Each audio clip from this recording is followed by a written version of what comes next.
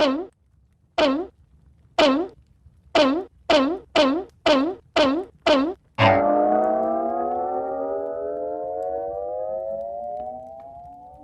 and welcome to the Consolevania Top 100 Video Games of All Time. We're actually doing it this time, we're doing it for real. For real? Definitely doing it. Yep, it's for true this time. We've actually spent the last few months looking at our collections, consulting our memories, and coming up with what we think are the 100 best games ever made. What were our favourite games, right? What? It's not best. Forget about best. Best personal opinion. It's what the 100 best 100 of the games that mean the most to us. What he said. I'm quite nervous about it because you two grew up together and you know each other and you've shared a lot of special memories and stuff like that. We've no grown up. Come on. Dads. We're doing a thing about the 100 best wee stupid computer games ever. So I think you're going to judge me a lot on the games that I've picked. I think you're going to be really judgy about it, and I'm quite nervous. What's the worst that could happen? You could judge me and feel like I'm a terrible person, and that's it. That's me out of the show. Well, I felt that this project was extremely difficult. I thought it was really, I don't know how you two felt, but I thought it was really, really difficult trying to get a list of just 100 games. Yeah. Yes, it proved one thing, I think, conclusively to me. There's more than 100 games. There are more than 100 games, and games are better than films. Because none of your films made it. A list of like maybe 400-500 would sit about right for games, right. Whereas 100 might be alright for films. Right. Yeah, I mean, I think I'd struggle to make a list of 100 favourite films, actually, that, you know, that merit being on a list that I care enough about. I don't know. But are any games that you've got on your top 100 list primarily came from movie franchises? No. Well, there's the Herbie games. See, you're already going to judge me then. Yeah, well, I don't know if I want to do this. Have you got the Matrix Reloaded? Or Matrix, or one of the read my Matrix list? games? We don't know what's on each other's lists either, so this is going to be a surprise to us as we go through this. Did anything surprise you with the list? I will say I was surprised by the amount of racing games that were on my list, because I would never have guessed I was into racing games. I thought you were going to say racist. No racist games, racing games. Yeah. For me, the number of Amiga games was shocking for me. It's almost the majority. Certainly the majority from any one console for me was Amiga. It's no console. More PlayStation 1 games than PlayStation 2 games. Judging me already. No Mega Drive games. None. Because I didn't have one, so... Right. See, this is the thing. So if you're out there and you kind of go, where's this game, where's that game? We are drawn for our own personal experience. We're drawn for, nostalgia plays a part probably. But it's really the games that matter to us and that we feel are like classics, games that we could put on there. Everything on my list I would play like tonight. Mm-hmm. Oh, aye, definitely. So if you're wondering where Mega Man is, I don't know the guy, so I don't know where it is. So today we're going to go from 100 down to 91. Which will be the first section of our list, and we're going to be running these lists. You can subscribe below or whatever it is. What did they put up a thing? Subscribe. That's it. You seen it? Put that up. Get the subscriptions on the go, and let's go for the 100 greatest video games of all time, according to Consolevania. Get your subscriptions on the go and consult your memory. I'm nervous but excited. Number 100. Who goes first? Don't judge me. Do you want to judge me? I think Jerry should go first. Go for it. I've written it on my phone. I'm going for Wipeout 2097.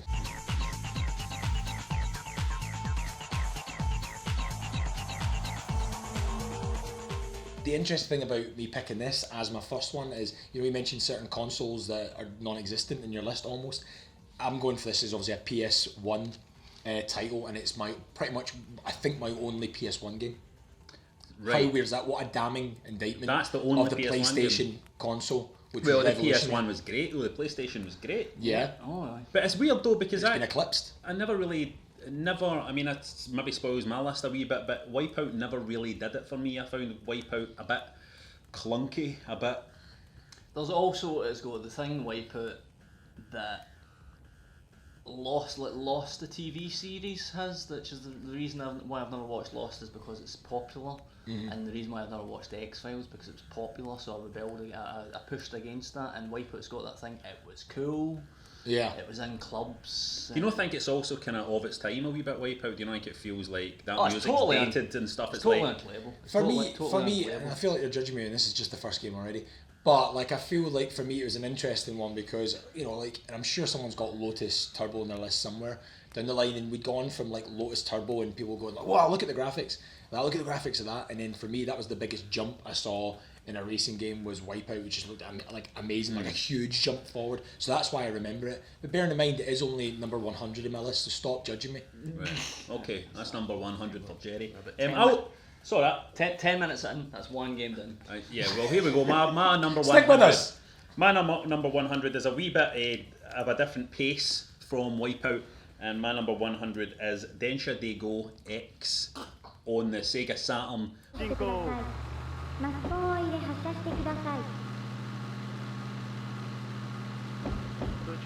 Which is a train simulator that comes with its own wee plastic controller for driving the train, and it really is just this nice relaxed game where you drive a train from city to city in Japan, and really your job is to get to the train stations at the right time, stop correctly in the right position on the platforms, and I tell you, this game is an absolute belter, man. Is the X10 or is it just an No, X? it's X, Densha Oh, Daigo right, X. I'm not entirely sure why it's called that. I'm sure there is a reason. I'm sure a lot of games are called that, and there's something X. Deus Ex. That's different. That's Deus Ex. Look, anyway, I just recommend it. It's a train simulator, and it's a lovely game, and it's a game I would still stick on for 5-10 minutes just to carry some passengers down that beautiful Japanese railway line. What's your number 100, Ryan? Number 100. I didn't do it on my phone. I've written it on an envelope. So my number 100 is Dungeon Master on the Amiga.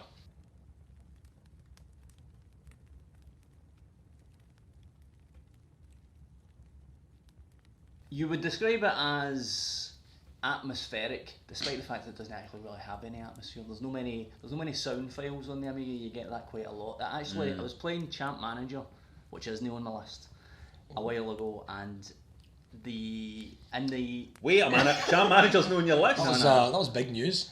And you know the about thing, you click on the about thing in the old games and it'll give you the titles and it'll give you some info, and in the about section of Champ Manager 93 it tells you the reason why they've no used sound files, and there's not enough room on the discs for all the stats and sound files, so we couldn't include any sound files. Wow. So the stats first. Aye, Sound we made the fair game better, but it means that there's no sound. So when you say it's atmospheric, what do you mean? What are you talking about there? Well, then? obviously that's stuff that I've added as I was playing it, but I mean I remember it being very gloomy and isolating, and It's had a big effect on you, this game, hasn't it?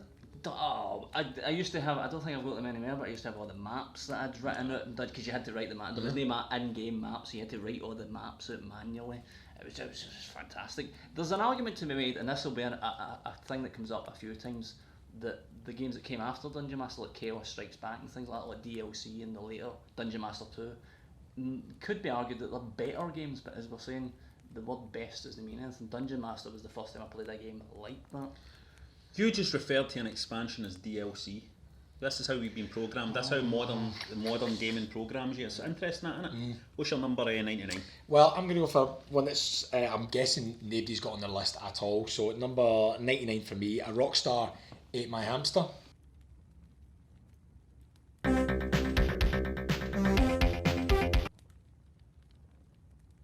Which was a music management strategy simulator. Right.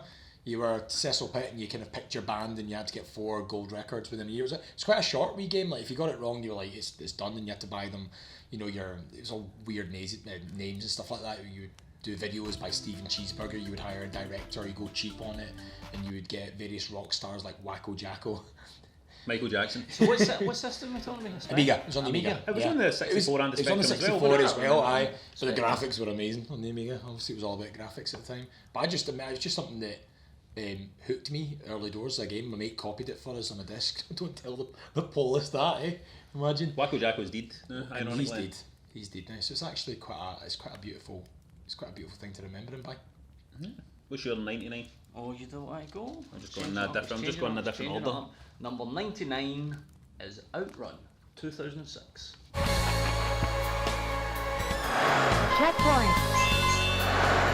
How far are you going to take me? So So the wow. remake of OutRun, quite far up the list. There's an argument to be made that it deserves to be higher up. But it had all the fun of had more fun of OutRun, and it looks stunning as well. It's got your drifts and stuff like that, like from your ridge racers and all that. But it just looks stunning, and it's amazing good fun, and the soundtracks are brilliant, and it's like having a fucking arcade machine in your house. That's a That's what classic. it's like. It's like having an arcade machine in your house. That's a great choice. What's your 99? My number 99 is an arcade machine. It's Derby Owners Club. The fillies are all in good order as they move away from the starting gate. The DOC 1000 guineas. Derby Owners Club was an arcade machine where everybody had their own horse on a card, and you could name the horse, and you would go in on a Saturday onto the Derby Owners Club arcade machine. You go, fucking how much? It was expensive. You'd stick your card in, you'd sit there with about another 5 people, and you'd all race your horses against each other. You know what I mean? And you would get these guys would come into the arcade and they'd be serious about it, man. They'd have loads of cards and loads of horses. They'd stick their horses in, and you'd all sit and race each other. I remember it might have been popular with the Chinese guys. Yeah, Chinese aye. guys took it very seriously. Oh, very seriously. It was a serious business. But a great game. You could retire your horse. You could have new horses that were sired by your old horses and stuff. And I've still got my wee horse cards. Brilliant. Derby Owners Club, an amazing arcade Remember the machine. picture on the card that you had? Was that your actual horse? Aye, the it was a picture pic- was it? I'd never heard of that, and that sounds literally amazing. And I used to live by a pier. They used to have like what do you call them, like aisles. Where you'd actually sit at the thing and put your card in like you were Wow. at church. Wow. It's amazing. And all race against each other. Amazing. Oh, it's like church. Cool, right. I was like church. get Cool. that, I don't like understand church. now. I understand it's like church. I'll go first on my number 98 to mix Right. this up. My number 98 is a From Software game, and it is Armored Core Silent Line.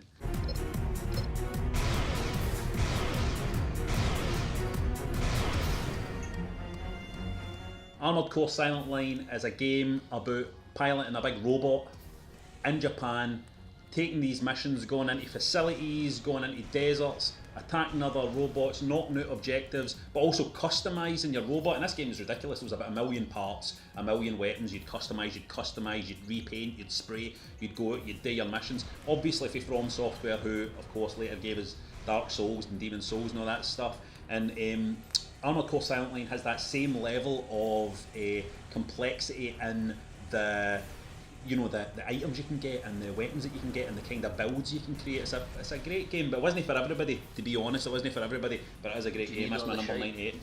You don't need all the shite, no, just a PlayStation controller, you're alright. For my 98, I'm just going to do a really quick one. Hopefully this should just be, we won't need much discussion, but Donkey Kong on the Game Boy.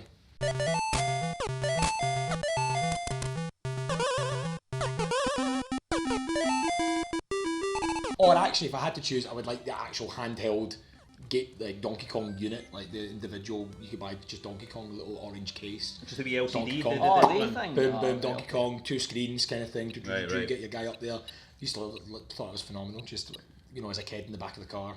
Aye. Boom, happy. I'll gear that one. That's Cool. a good one. Thank you. I'll gear that one. Thank you. Okay. Number 98. Number 98. A wee bit controversial again. Pilotwings 64.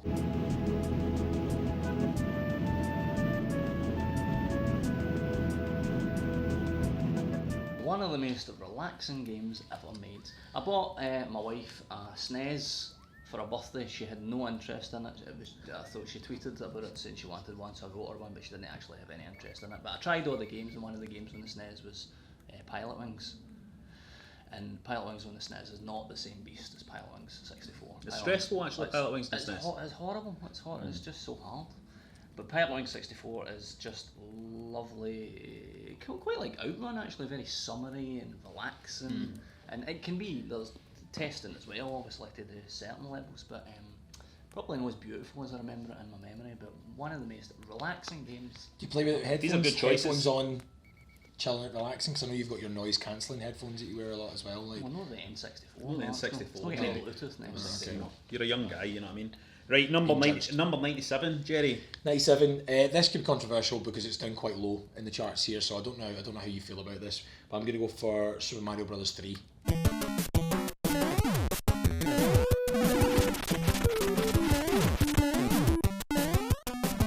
Down low maybe for some people, but for me, as you know, I don't have the same love for Nintendo as maybe you do. Mm-hmm.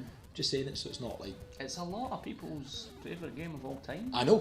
All time. Yeah. I know, and that's why I'm aware I'm being very sensitive about it, but at the same time I'm also saying... But you know what though? You know what, Jerry? See, in our defence, we're for the United Kingdom, we're Scottish, right? We're for Britain, we don't... We're British. The Super NES wasn't what we had the Amiga. You know what I mean? We're Scottish people, we didn't... Nintendo wasn't really a thing when we were wee guys, really. No, and I did like Super Mario Brothers 2 because I liked the wee hat and the wee flying thing, that was cool. But it's not really my vibe, but I remember enjoying that particularly. But it is down low, and if you've got a problem with that, then you know where we are. My number 97 is DoDon Pachi DaiOuJou, which is a... Say that again, please. DoDon Pachi DaiOuJou. Okay.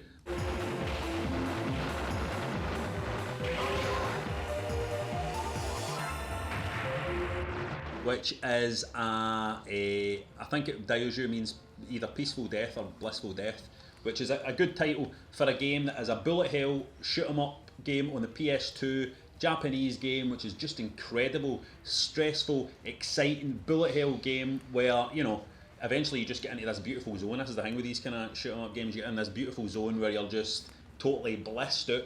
Blissful death, man. You're blissed out, you're dying, you're blissed out. But it's a beautiful game. I love the cover as well. We'll stick a picture of the cover up because I do love the cover.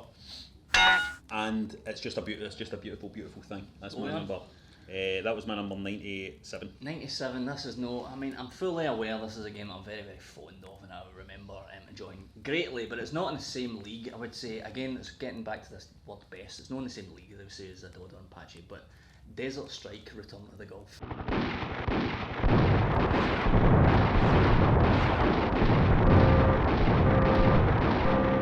Interesting. I was wondering when it was going to come out. I spent days playing the games, man.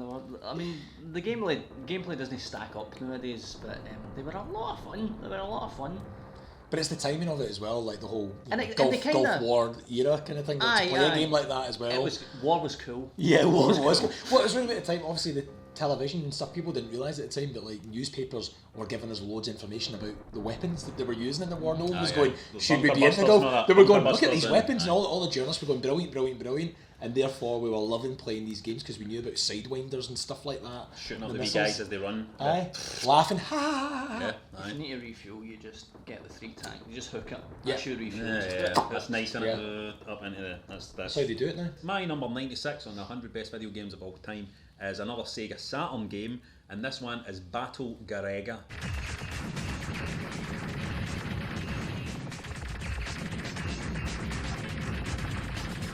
Now, Battle Garegga is a game that I just love. I have my Sega Saturn set up as one of the games that's sitting right beside my Saturn. I can put on for a shot. It's a shoot 'em up game. You're a big plane in this one. You're heading up the screen. You're knocking out enemies. You're collecting big, lovely gold stars that go ging, ging, ging, ging when you collect them. The cool thing about Battle Garegga is, as you play the game, the better you do at it, the higher your rank goes. The higher your rank goes, the harder the game gets. So the difficulty of the game actually scales with you as you go through the game. And actually, the weird thing is to properly game the game, you need to kind of do a wee bit worse here and there to just manage the difficulty. It's a really, really cool. No, it's a cool thing. Anyway, Battle Garegga, brilliant shoot 'em up. That's my number 96. About the architecture of the Saturn, there's so many good shooters on it. It just seems faster and crisper. Yeah, it's amazing, beautiful. Somebody tell us what the reason is for that. Is it my turn for 96? Your turn for 96. Number 6. 96. What? Number 6. That's what I said. To jump ahead. Sorry. Number 96. In the 90s, Metal Gear Solid 2. 2. Metal Gear Solid 2. Wow. Number 96.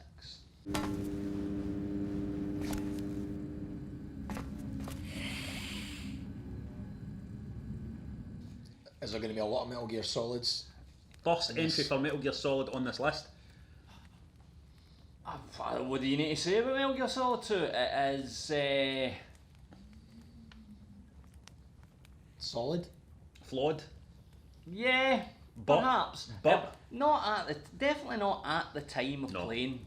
It was quite something to behold, to see, even to be a part of that we don't like to be, singing the praises of the hype, but the build up to Metal Gear Solid and seeing the trailers coming up with that music, fucking hell, it was like something you'd never seen before.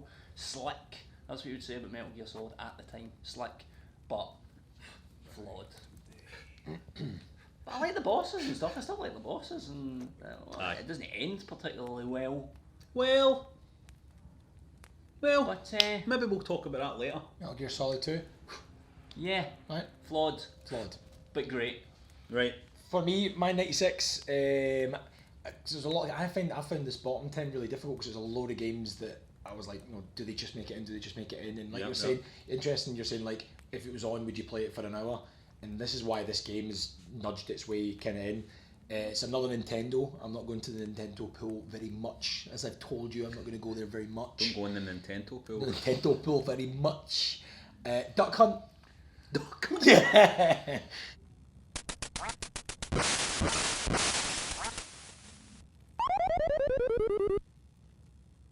Duck Hunt, because With a light gun. yeah, absolutely. And I thought, well, that blew my mind at the time. I thought that was phenomenal. Oh, How does it work? yeah. Mm-hmm. How does it work? And you later learn it kind of cheated, didn't it? But it was amazing. I've just played that for. I would play that now for laugh. You think you wouldn't? You get it on now. You would play that now. Yeah, that's a for an really hour. good. So Duck Hunt. That's a brilliant pick, actually. You want to go for it? Ryan, do you want to go for it first for your 95? Sure. 95, number 95. IK Plus. Wow.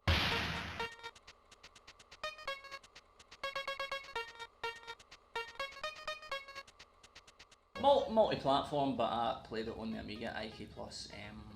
I had the essential basics of what you want for a fighting game. It was a lot of fun. It was you play multiplayer and shout at each other because you think the game's being unfair, but you know that the game isn't being unfair.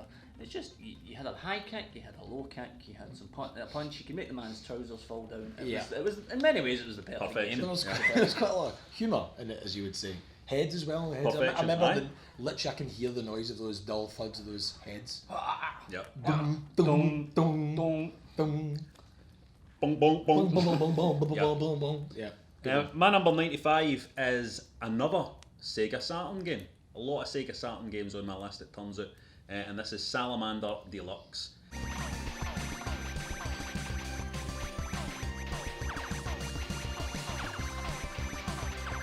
Salamander, shoot 'em up again, another shoot 'em up. Of course, this is like the Gradius, like Parodius, except Salamander was a kind of everything's all biological. You know what I mean? It's all like blood and guts and stuff like that. But it's just Salamander Deluxe is a beautiful collection of Salamander games. It's a perfect wee package. It's another one that sits there right beside my Saturn. I just love Salamander. I love it. I just love it. So that's my number 95. Had to go in the last. Okay, my 95's an arcade, a first arcade machine for me, and it's Afterburner.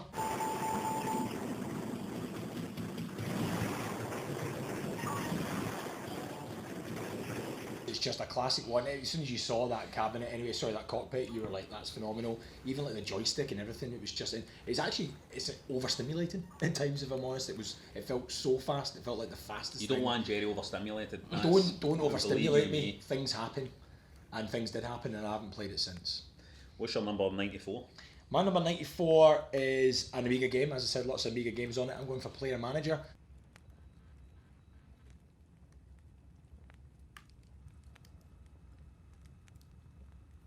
Is that the first sports game we've mentioned? First football game anyway. Player Manager was like a forerunner to Goal in Goal 2, but it was like the first game where you didn't just play football, it was a management game. You were encouraged to be a player manager, and it generated a whole raft of players, made up players, all called Chapman for some reason.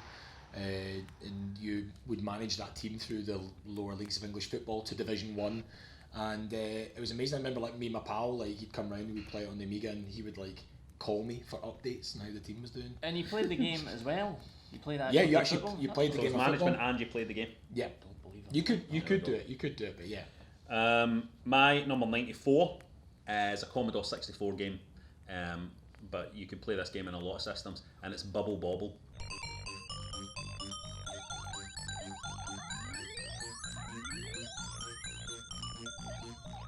Now, Bobble is a game, of course, 2V dinosaurs. The game shines as a two-player game. 2V dinosaurs jumping about, trapping enemies in bubbles, busting them, moving through the levels, picking up bananas. It's just one of the arcade games that's just a perfect wee piece of work. And particularly as a two-player game, I remember many nights just working through all the levels in Bobble. And when you were taking too long, and they horrible white ghosts would come in, man. They're like some of the scariest enemies in any game. Bobble man 94. And you could build up the big dongle, couldn't you? You could build up a lot of it and then cut it down and go on your mate's side. Well, when I was a wee guy at that age, I wasn't building up many big dongles in it. Well, yeah, a big dangly cock of wee bubbles, and then you could cut it off and give it to your mate. The music's beautiful as well. Don't Beautiful judge me. music, Yes. big dongles. Don't judge me. Number 94, GameCube game. We had a GameCube game? No, I Nope. think it's the first GameCube game. Sega Soccer Slam. Whoa! And it's in the net. A goal for me. A goal. A load of, I can't actually remember, was it a Mario thing that ripped off Sega Soccer Slam, or they used that kind of template? I think Mario Strikers. Is that? I think so. It Sort of wasn't- Mario, it wasn't as something good. like that. It wasn't as good, but Sega Soccer Slam was just like, were you only 5-a-side, were you? Three-a-side, I think. Three-a-side. Three-a-side. And you could play it as big mad wrestlers and stuff, and it was just a load of fucking fun. Yeah. It was just Dante an and- absolute, yeah. An Just remember absolute some hoot, character names. man, that game. A hoot is what I would call it. Yeah, it's about it, and it's again another one. The only rule that I have in my list is, can you put it on right now and have a really, really good time in it, and you can do that with Sega Soccer Slam. Easy neat. Number 93, Yep. Jerry. Impossamole on the Amiga.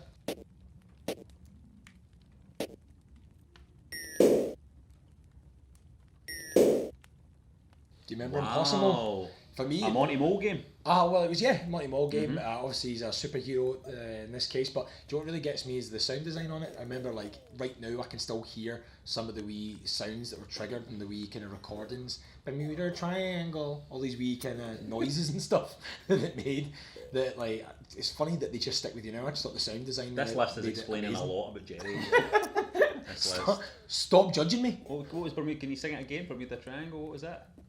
Bermuda Triangle. Yep. Okay. Impossible. Nice. Moving on. First appearance on the list for Impossible. Mr. Monty Mole.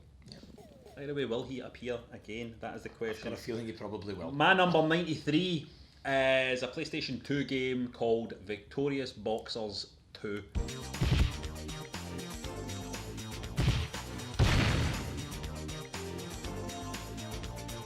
Now, Victorious Boxers was a game I love as well. I love the control system for Victorious Boxers, where one stick kind of ducks and weaves your body. Just an amazing boxing game. The best boxing game that I've ever played, still to this day, the best boxing game I've ever played. Victorious Boxers 2 took it a step further. The Japanese version had like training regimes and stuff, food you could get for your box. There was a whole management kind of system and stuff. And it's still a really, really challenging boxing game. Really brilliantly executed boxing game. Victorious Boxers 2, love it. I've just done a flashback to, can you remember a boxing game that was like an RPG as well, Japanese, PlayStation 2? I think it was Kenny that was playing it. An That's RPG. Victorious Boxer, Is that's is it, that's the game. Victorious Yep, Boxer? And you went to the gym and stuff, and Yeah, you would go to the gym at the start, you would build up your character and stuff like that. Was Victorious Boxers. I've never played it. I remember it, I've never played it. You're Number 93? 93, Defender. Well,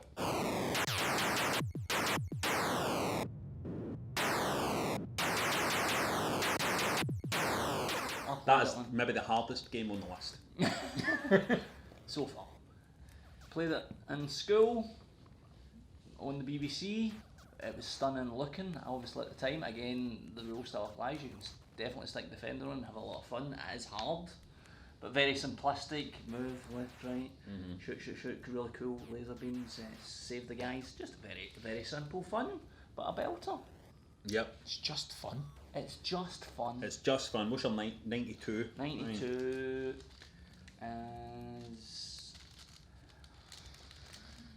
as Sonic and All Stars Racing Transformed.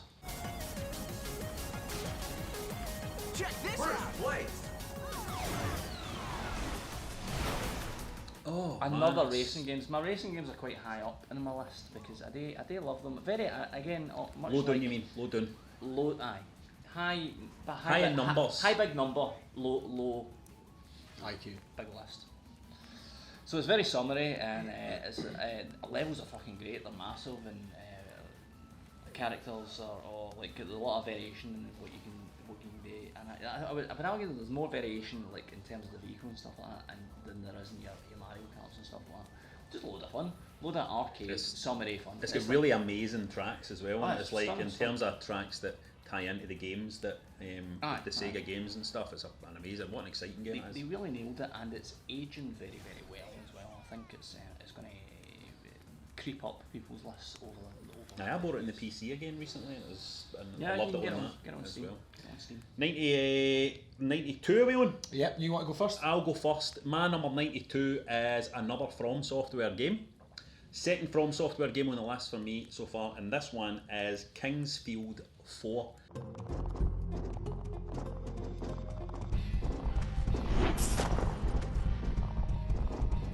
Field 4 is It's the hardest game ever made. well, it's a game that I kind of feel almost is like the true precursor to games like Demon's Souls and Dark Souls. You can see where that style of thinking all started there, where you're dropped into this world. You don't really have any clue as to what to do. This is first-person perspective, and you'd move through a dungeon, very slow pace. You need to be very methodical. You need to be very defensive. You need to be very careful. Field 4 just has the atmosphere again as another thing. It ties it to things like Demon's Souls and Dark Souls. All about this brooding, dark atmosphere. Field 4 is great. You play it nowadays and you think to yourself, "Oh my God, this is really, really slow paced though." But it's still it's still a great game. Really, really worth checking out if you've never played it. Your number 92. My number 92 is another Amiga game, and it is Dandare 3, The Escape.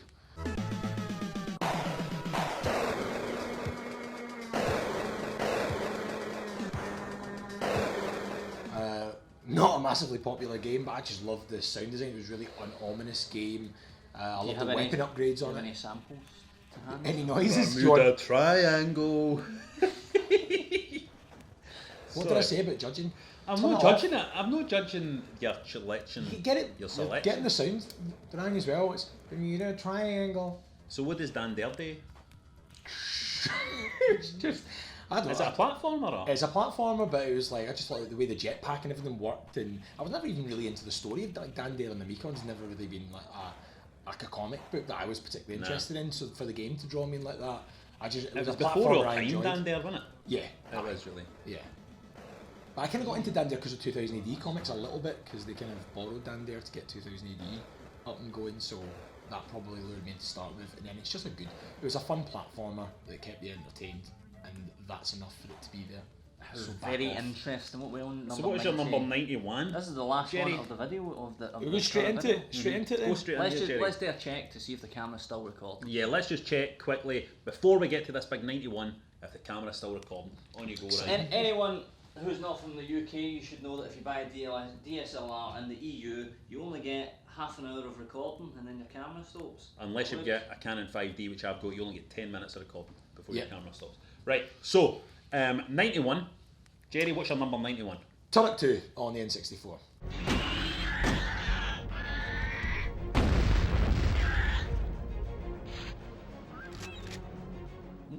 Awesome, and it's just around the time, you got to remember it's all a kind of Jurassic Park, people are crazy about dinosaurs anyway around about that time. No one's as bothered about dinosaurs That was now. the one you needed an expansion pack for, right? Yeah. You needed to boost your N64 before you could play So it could handle that was it. an All that green, expensive... all that jaggy green. Yeah. It was, well, it was, and the weaponry was brilliant. Like I mean, obviously there's a shotgun in every first-person shooter, isn't there? But like the one in Turok 2 was fantastic. Like you're saying, you really got the.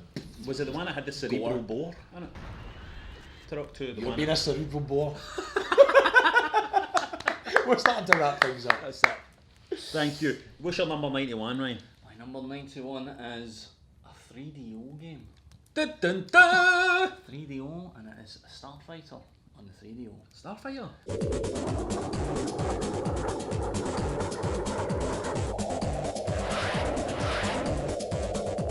Starfighter was the first video game that I bought a flight stick for because I loved it so much. It was just a mission-driven 3D space shoot 'em up. No space, you weren't in space, you were on a planet. Were you in a planet in every lesson? I think you were on a planet. And atmosphere. it had destructible environments, and it was just very, very occasionally relaxing, occasionally infuriating.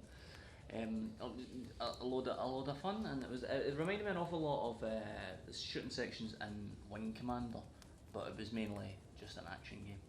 But There is a 3DO game on this list. I think that's cool. I don't think it will be the last. Oh, join us next week where we'll find out. And my number. Join us now. But rule still applies. Stick Starfighter on, you'll have a good time. Okay, have I'm you still giving got thumbs it? up Do you still have it? to the mic. I don't have a 3D one. I sold them. No, Ma- not having that in my house. My number 91 is an arcade machine and it's Gauntlet.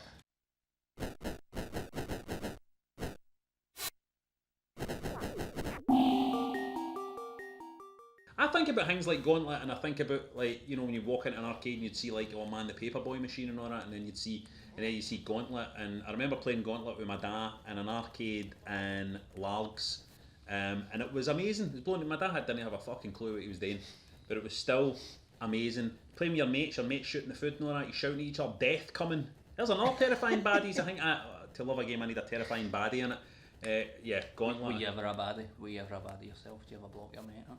When death Well, was you always block your mate out when Jeff comes. Jeff Death. I never knew you were on such good terms with I him. saw him a lot. I was on first name terms with that guy. In so Largs. So there you go. There is 100 down to 91 and 100 best video games of all time. Hopefully you get some stuff to chew on there. Maybe there's some games you haven't tried, in which case, in the period while we wait for the next video to come out, why don't you check out some of these games, check out some of these classics, because every game on this list we'll be mentioning is something amazing that you need to try out. So You'll have some fun if you try those games. Play all of them before we see That's you a next guarantee. you're going to have some fun. We'll see you next time, where we'll be going from 90 down to 81. Subscribe to the channel if you want to watch our show, Consolevania, the actual comedy show featuring video game reviews that time. we You can. do. Well, you can. If you back our Patreon, which we'll put the details up. Then you can. There are different camera angles in the episodes of Consolevania. We use proper mics and all that, and cameras. We have and a stuff. wider lens. It's all happening. It's beautiful, but this is just the throwaway Let's shite. just change for the free. angle now so they know. Feel left out. See you next time, guys. Subscribe to the button and link to that below. Have fun. Right, I'm away to catch a train, guys. Yeah, me too. See you later. Ryan, we tidy all this away.